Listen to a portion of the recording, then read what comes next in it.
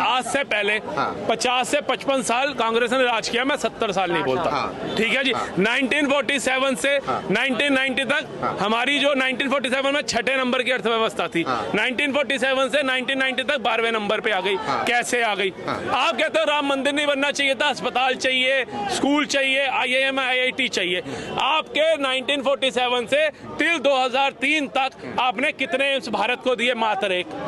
कितनी ट्रेनें दी? शताब्दी 25। कितने आपने एक्सप्रेसवे बनाए? बता दो। कितने IIT IIM IIT बनाए? बना दो। कितने मेडिकल कॉलेज बनाए? बता दो। लेकिन 2014 के बाद हमारे को 2004 से 2009-13 तक हमारे पास 6 एम्स थे, जिसके अंदर अटल जी ने उनका वो शिलान्यास किया था और मनमोहन सिंह की सरकार में वो बने। 16 एम्स मोदी सरकार ने दिए। 8 लाइन, 4 लाइन, 16 लाइन के एक्सप्रेस, 14 लाइन के एक्सप्रेस पे मोदी सरकार बनाती है। 0 वंदे भारत थी 2014 से पहले, आज 41 से 44 वंदे भारत को दी जाती है। ठीक है जी। आज हमारे देश के अंदर जो गरीबों से जुड़े मुद्दे थे, जिनकी तरफ किसी सरकार का ध्यान नहीं था, चाहे वो शौचालय योजना हो, उद्यमी योजना, औषधि योजना हो, आवास योजना हो, स्वास्थ्य योजना हो, कृषि योजना हो, कृषि कल्याण योजना हो, कृषि सिंचाई योजना हो, मुद्रा योजना हो, सुकन्या योजना हो, बेटी बचाओ बेटी पढ़ाओ योजना हो, ऐसी तमाम योजनाएं सिर्फ 10 साल के अंदर मोदी सरकार लेकर के आती है। ठीक है जी। हमारे देश का अहम मुद्दा कश्मीर, जब भी वारदात होती थी UNO में जाकर के अटक जाता था। आज कश्मीर के मुद्दे को 2 मिनट में सोल्व करने का काम मोदी सरकार करती है। कश्मीर के अंदर इंसान पैदल नहीं चल सकता था, साइकिल पे चढ़ना छोड़ दो। आज जम्मू से कश्मीर तक ट्रेन चला दी जाती है। विश्व की सबसे बड़ा स्टैच्यू, सबसे बड़ा स्टेडियम, सबसे बड़ा टनल, सबसे बड़ा बाईपास, सबसे बड़ा आपका कहते हैं क्षेत्र, ये सड़क का क्षेत्र, राजमार्ग, जो हम चाइना को भी पछाड़ के आगे जा चुके हैं, वो सरकार मोदी सरकार करती है। आप बताओ, आपके कार्यकाल में आपने देश के लिए क्या किया? 11वीं से 5वीं अर्थव्यवस्था मोदी सरकार बनाती है। जर्मनी और जापान को पछाड़ के 2027 तक का टारगेट देती है, तीसरी सबसे बड़ी अर्थव्यवस्था का। मोदी के कार्यकाल में सेंसेक्स और निफ्टी सब उछाल मारते हैं। आपके कार्यकाल में ये सब चीजें कहाँ थी? हर जगह, चाहे कोई राज्य हो, कोई पिक्चर हॉल हो, कोई ट्रेन हो, कोई ऐसी जगह जहां बम नहीं फटते थे। आज एक राज्य, एक रेल, एक होटल बता दो जहां बम फटाओ।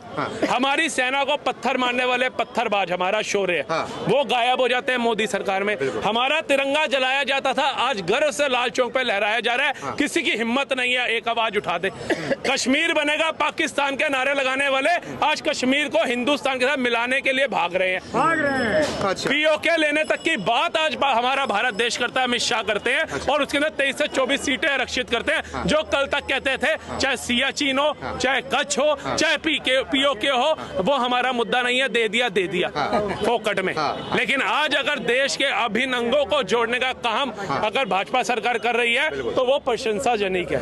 आज भारत का विश्व स्तर के ऊपर हमारी विदेश नीति अच्छा हो रही है, तो उसका भी जो प्रशंसा का कार्य है मोदी सरकार को जाता है। आप लोगों ने कहा था राम मंदिर बना तो जितने भी अरब देश में तेल देना बंद कर देंगे। मोदी जी ने एक चमाटा और इनको मरवाया कि जहां राम जी का अस्तित्व था, वहां पर आप राम जी का विरोध कर रहे थे, काल्पनिक बता रहे थे। अबू दुबई के अंदर राम मंदिर बन करके तैयार हुआ। आज कुवैत इस्लामिक कंट्री, वहां से हमारे 8 सैनिक फांसी की सजा रुकवा करके लाए गए। अभिनंदन जैसा शूरवीर 24 घंटे में भारत आया। आप ही के कार्य के अंदर 2 बार हम पाकिस्तान से युद्ध जीते थे। 93,000 सैनिकों ने आत्मसमर्पण किया था, लेकिन इंदिरा जी ने क्या किया? वापसी लौटा दिया। क्या वहां जो हमारे सैनिक थे वो वापसी लाने की हिम्मत थी इंदिरा गांधी जी में? थी तो क्यों नहीं आए? आज अभिनंदन जैसे एक शूरवीर के लिए वहां का नेता, वहां का मंत्री सांसद में खड़ा होकर के कहता है कि हमारे हाथ कांप रहे हैं, चेहरे पे पसीना आ रहा है, मोदी आर्मी भेज देगा, इसको हमें छोड़ना होगा। ये भारत का कोई मंत्री नहीं कह रहा, भारत का कोई युवा नहीं कह रहा, मोदी का कोई नेता नहीं कह रहा, ये पाकिस्तान का नेता कह रहा है। कम से कम उस पर तो विश्वास करो। और अभिनंदन आया, चाय पकौड़े खा करके आया कि भैया थोड़ा भी वेट कम ना हो इसका, नहीं तो पाकिस्तान की जमीन कम हो जाएगी। ये शौर्य है मोदी का। वो शेर है, अपने आप को लोग कहते हैं वो शेर है, वो शेर नहीं, बब्बर शेर है। बब्बर शेर है, बिल्कुल। आज आप बताओ, आज से पहले हमारे मनमोहन सिंह जी वेल एजुकेटेड, बहुत सम्मानित व्यक्ति हैं, लेकिन वो पीछे रहते थे। किस संविधान के तहत, किस कानून के तहत? जब बाहर से कोई राष्ट्रपति प्रधानमंत्री आता था तो सोनिया गांधी जी उनको अटेंड करती थी और हमारा सम्मानित प्रधानमंत्री मनमोहन सिंह जी पीछे खड़ा होता था। किसने राइट दिया? आज हमारा प्रधानमंत्री आंख से आंख मिला करके बात करता है। F-16 दिया था इन्होंने पाकिस्तान को, अमेरिका ने F-416 खरीद के दिखाया मोदी ने, और ये कहता रह गया मत खरीदो। उन्होंने कहा तूने हमारे दुश्मन को F-16 देते हुए सोचा था जो हम सोचेंगे। इसने कहा रूस से तेल मत लेना, उसने कहा तू बोलता रहे तेरी सुनते होंगे, और उसने रूस से रूबल में तेल खरीदा। आज ऑस्ट्रेलिया का पीएम अगर बोल रहा है मोदी इज अ बॉस, दूसरी कंट्री का पैर छू रहा है, ठीक है जी। पुतिन जैसे कह रहा है भारत को इतना बढ़िया प्रधानमंत्री मिला है जो कट्टावर फैसले लेता है, नहीं सुनता किसी की अपने देश के मामले में, तो आप उसकी प्रशंसा करो। कल तक आपके देश को जो ये बाइडन जैसे अमेरिका ना भिखारी कहता था, अनएजुकेटेड कंट्री कहता था, आज उसी के पढ़े लिखे सांसद एक ऑटोग्राफ के लिए ना तड़पते देखे हैं हमने। वो मान सम्मान जो बड़ा है भाई साहब हमारा बड़ा है, हमने मोदी को गद्दी पे बिठाया है, मोदी अपने आप नहीं बैठा। अगर कोई कह रहा है मोदी इज अ बॉस, सम्मान हमारा बढ़ रहा है। G20 के अंदर जितनी विदेशी महिलाएं आई ना मंत्रियों के साथ, सबको भारतीय संस्कृति साड़ी के अंदर देखा गया। जितने गावर समझते थे हम सुपर पावर हैं, सारे नंगे पैर चलते हुए हमने राजघाट पे देखे। ये पावर है मोदी की कि भारतीय संस्कृति सबसे पहले है मेरे लिए। उसने जब अपना घर छोड़ा ना, वो चाहता वो भी बाप के पैसों पे ऐश कर सकते थे, वो भी घर में आराम से सो सकते थे, घर छोड़ा। कैसे कैसे उन्होंने एक संगठन के साथ मिलकर के कार्य करे, कैसे कैसे उन्होंने देश के लिए प्रचार किया, 2 से आज 303 पे ले आए पार्टी को भाजपा। तो कहीं ना कहीं उनका योगदान तो देखो क्या था। किसी को कोसना तो बड़ा आसान है भाई साहब, यहाँ से बोल दूं ना कि फलानी जगह पे 10 रुपए किलो चावल मिल रहा है, तो बंदा सोचेगा 12 तो दुकान में मिल जाता है, 2 रुपए बचाने के लिए क्यों जाऊं। उस बेचारे एक इंसान मोदी ने कितने साल के संघर्ष देश के लिए दे दिए, कहां कहां नहीं भागा। इमरजेंसी लगाई इंदिरा गांधी जी ने सबको पकड़ने के लिए, ऐसा पकड़वाया, ऐसा संविधान की धज्जियां उड़ाई, कोई कोर्ट भी नहीं जा सकता था। पूरे दूसरा इमरजेंसी चल रहा है इस देश में, कौन सा चला बताओ, जेल में डाल रहे हैं पकड़ कौन सा। संजय सिंह कैसे बाहर आ जाता है, राहुल गांधी जी की सदस्यता रद्द करी जाती है, सांसद की कैसे मिल जाती है। बड़े बड़े ये सोनिया गांधी, लालू प्रसाद यादव, नीतीश कुमार, ये मायावती, ममता बनर्जी, इन सब के ऊपर केस है, इनके भतीजों पे केस है, ये कैसे बाहर घुस रहे हैं, कैसे बाहर घूम रहे हैं बताइए। जो 3 सीटें जिसको मिली है दिल्ली के अंदर सांसद की लड़ने के लिए, उसके लिए लोकतंत्र खत्म है। जिनके पास 80 सीटें हैं यूपी के अंदर, उनके लिए तो लोकतंत्र खतरे में नहीं है। उनको तो नहीं लग रहा कि भैया मैं जेल में क्यों नहीं डाल रहा मोदी, क्यों नहीं गया अखिलेश यादव, क्यों नहीं गई मायावती, क्यों नहीं गई वहां से ममता बनर्जी, बंगाल को जो दूसरा बांग्लादेश बनाने पे लगी हुई है, क्यों नहीं गई जेल। जो जाएगा कानूनी तरीके से जाएगा।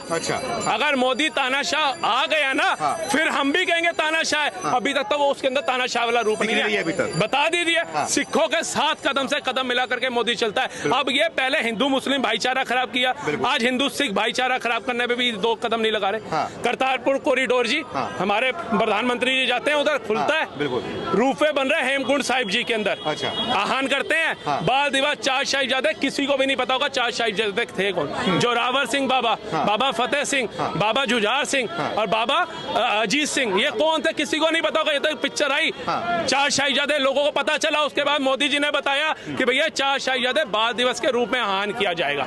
इन्होंने क्या किया, इन्होंने बताया बाबर महान था, अकबर महान था, हुमायूं महान था, फलाना महान था। सालों जो असली महान थे वो तो बताओ। कहते हैं लाखों ने गोलियां और करोड़ों ने लाठियां खाई है, चंद्रशेखर, भगत सिंह और राजगुरु ने अपनी जान गंवाई है, पर कुछ दोगले कहते हैं आजादी हमने दिलाई है। शर्मसार करने वाली चीज है, बहुत तगड़ी। कांग्रेस के बड़े-बड़े नेता, इनके परिवार के लोग शहीद हो गए आजाद कराने। कौन शहीद हुआ मैं कहता हूँ, किसी एक नेता का एक कांग्रेस पूरा परिवार धकेल दे, किसी एक ने जो अंग्रेजों से गोली खाई हो, किसी एक नेता का नाम बता दे।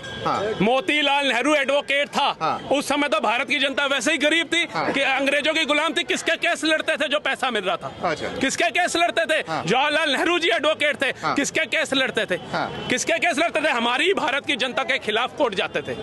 और क्या, कहा कौन, अच्छा हमारे पास तो इतने सक्षम थे नहीं, हम अंग्रेजों के खिलाफ कोर्ट में करें। कौन था, कहां से इतना आया। और अंग्रेज जहां हिंदुस्तानियों के ऊपर अत्याचार करते थे, वहीं इनको गाड़ियां दी जाती थी।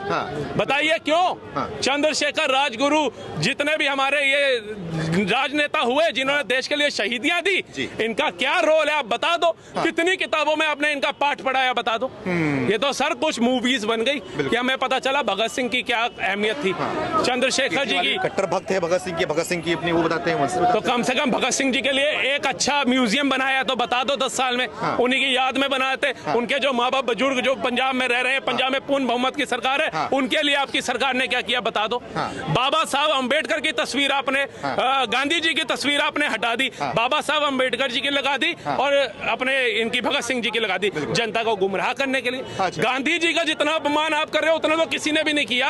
और गांधी जी तो आप कहते हो भैया हमारे महात्मा राष्ट्रपिता का दर्जा दे दिया आपने, राष्ट्रपिता का दर्जा, उनकी आपने फोटो तक हटा दी। और कहते हो जी मोदी जी हिंदू मुस्लिम करते हैं, मोदी जी गांधी का नेहरू का विरोध करते हैं, मोदी जी सुभाष चंद्र गांधी नेहरू करते हैं। आप क्या कर रहे हो आप भी बता दो, आप क्या कर रहे हो आप भी बता दो।